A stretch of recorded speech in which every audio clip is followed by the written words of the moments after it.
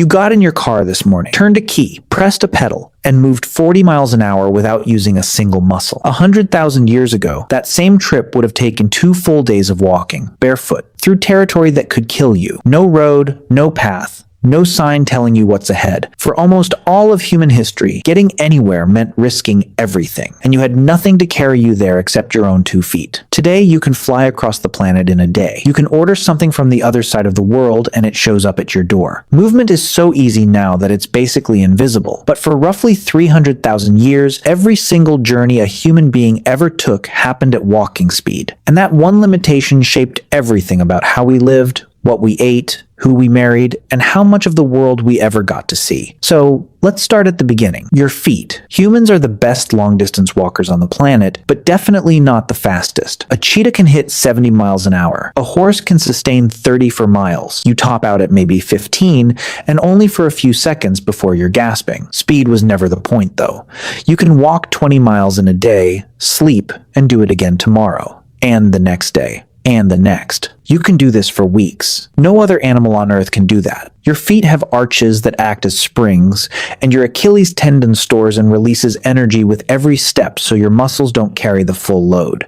There's a ligament running up the back of your neck that keeps your head stable while your body moves underneath it, and you have about 2 million sweat glands cooling you down while every other large mammal on the savannah overheats and has to stop. You're not built to be fast. You're built to never stop. In 1978, paleoanthropologist Mary Leakey discovered a trail of footprints in Laetoli, Tanzania. They were pressed into volcanic ash 3.6 million years ago. 2 individuals walking upright, side by side. The oldest evidence of bipedal walking ever found. And they look almost exactly like yours. For millions of years, that was the only transportation technology humans had. And somehow, it was enough to take us further than any species has ever gone. Starting roughly 70,000 years ago, humans began walking out of Africa. Not in one march. This happened over thousands of years, generation by generation. Small groups pushing a little further into territory, which no human had ever seen. They crossed the Middle East, they spread across Asia, they reached Europe, they walked into Siberia, crossed a land bridge into Alaska, and kept going south through the Americas. That's roughly 15,000 miles, without knowing the destination even existed. And the thing that doesn't get talked about enough is that they weren't walking randomly. Archaeologists have found obsidian tools hundreds of miles from the nearest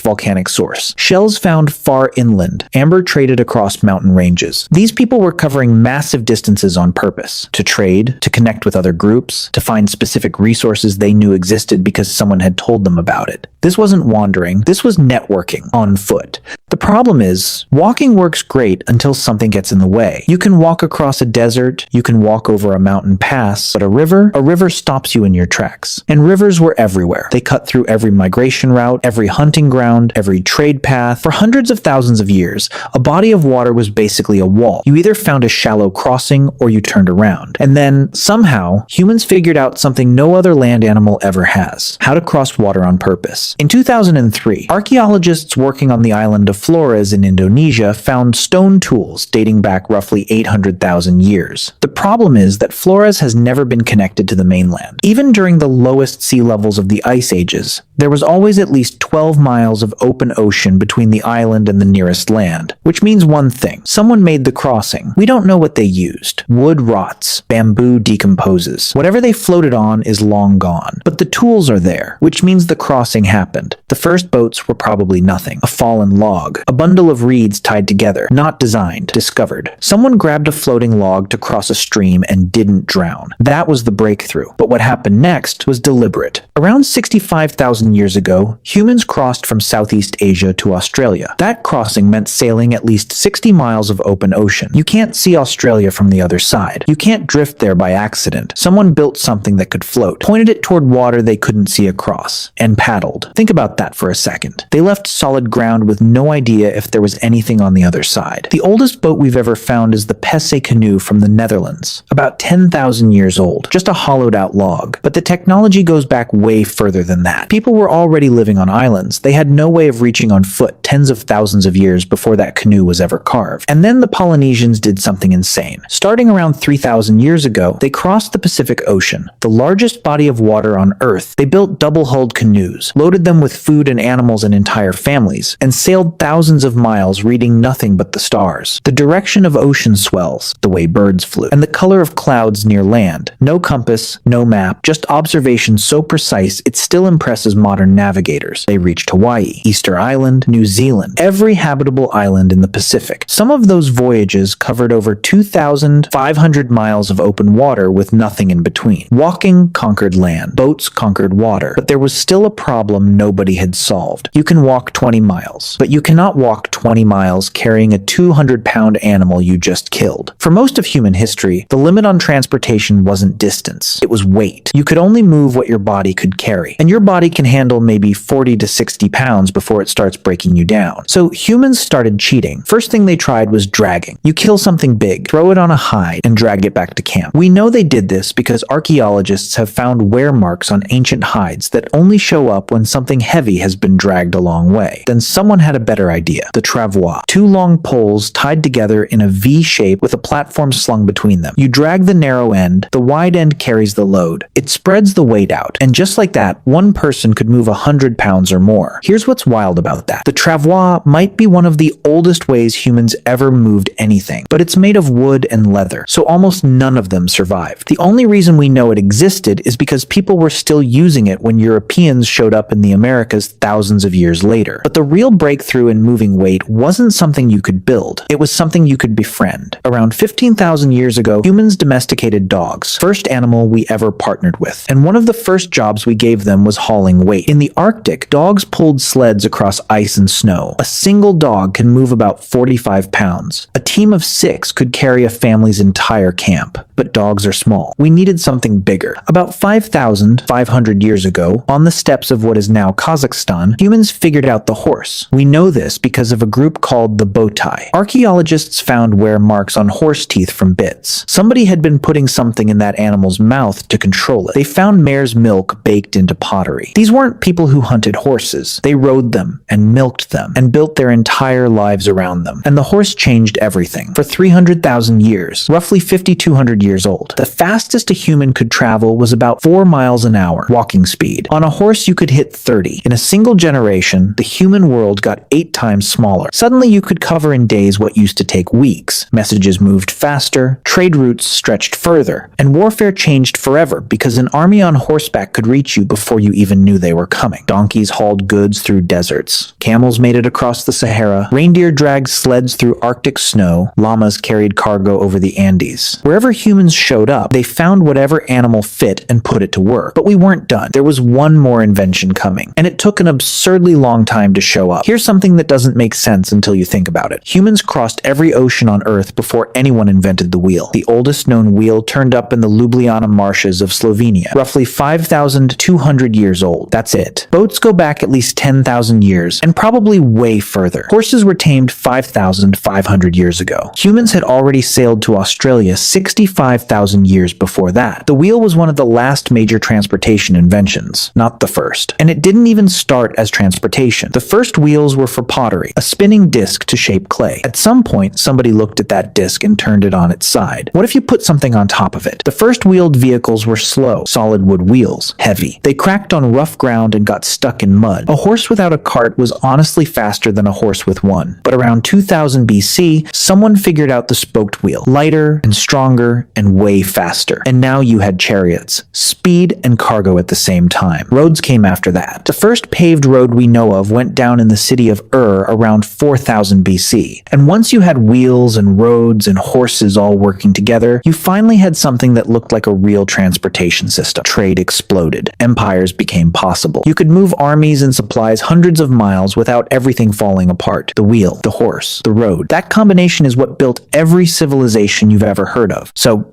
Here's the full picture. For 300,000 years, humans had nothing but their leg, and they walked across the entire planet. They hit water and figured out how to float. They needed to carry more, so they learned to drag. Then they built frame. Then they partnered with animals. They figured out the horse, and the world got smaller overnight. They invented the wheel, and it got smaller again. Every one of those breakthroughs took thousands of years, and every one was built on top of what came before it, solving problems that would have seemed impossible to anyone who came before. Now you sit in a metal box on a paved road doing 70, and you call it a commute. You fly 3,000 miles across an ocean in 6 hours, and you're annoyed the Wi-Fi is slow. You've got a machine in your pocket that can summon a car to your exact location in 4 minutes, and you're irritated it takes 5. Your ancestors walked barefoot for 15,000 miles across continents they couldn't name, to reach places they'd never seen. And they did it because they had to, because staying still meant dying. We solved the problem of distance so completely that we forgot it was ever a problem. Every highway, every airport, every set of train tracks on this planet exists because 300,000 years ago, someone looked at the horizon and started walking. They didn't know where they were going. They went anyway. And that's the most human thing there is.